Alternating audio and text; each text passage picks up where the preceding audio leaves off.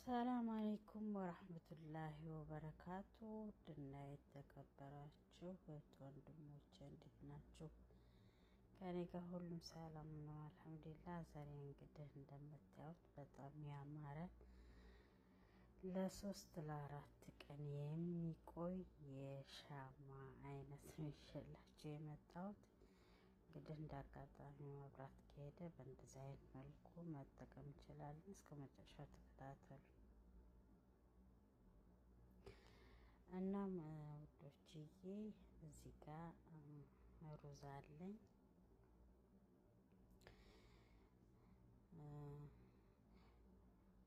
ኩባያ አመጣለሁ፣ ንጹህ ኩባያ ማለት ነው፣ ብርጭቆ። ከዛ በኋላ 3 የሩዝ ማንኪያ ሩዝ ጨምራለሁ። ከዛ በኋላ ግማሽ የሚሆን ውሃ ከላይ ሩዝ ላይ ጨምራለሁኝ። በጣም ቀላል ነው፣ ምንም ጉልበት ምንም ነገር የማይጠይቅ ነው። ከዛ በኋላ ከውሃው ላይ ምንድነው የማደርገው? ዘይት ነው። ዘይት እንግዲህ የምግብ ዘይት እሱን ከላይ ጨምራለሁ ማለት ነው። ያው ሩዙ ከታች ይቀራል። ከዛ ውሃ አለ፣ ከውሃው በላይ ሩዙ ያሳፍፋል ማለት ነው። እዚህ ጋር የጆሮ ማጽጃ እሱን ቆርጬ ከታች ፕላስቲኩ ካለ ፕላስቲኩ ቢሆን አሪፍ ነው። ከሌለ ደግሞ ማንኛውም ይሆናል። ከታች ቆርጣችሁ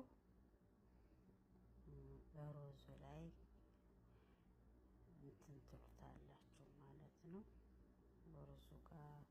ሩዙ ላይ ታስቀምጣላችሁ።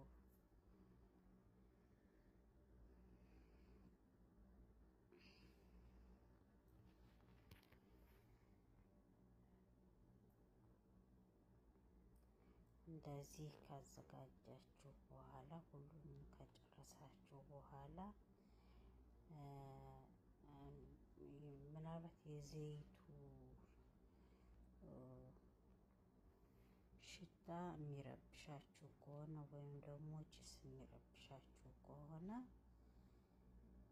ለእናንተ የሚመቻችሁን ፋቮሪቲ ማለት ነው እሱን አድርጋችሁ መጠቀም ትችላላችሁ።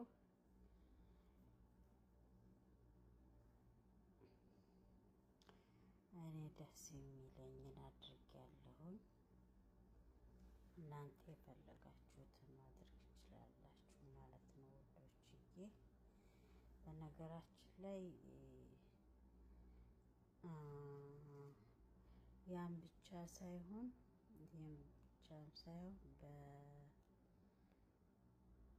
በቁርንፍድ ተደርጎም ይሰራል፣ ራሱን የቻለ ምንም ነገር ሳናደርግበት ማለት ነው።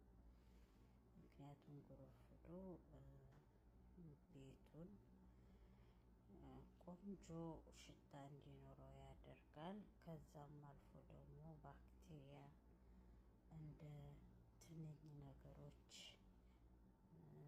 በልበላ ትንሽ ነፍሳቶችን ያጠፋል።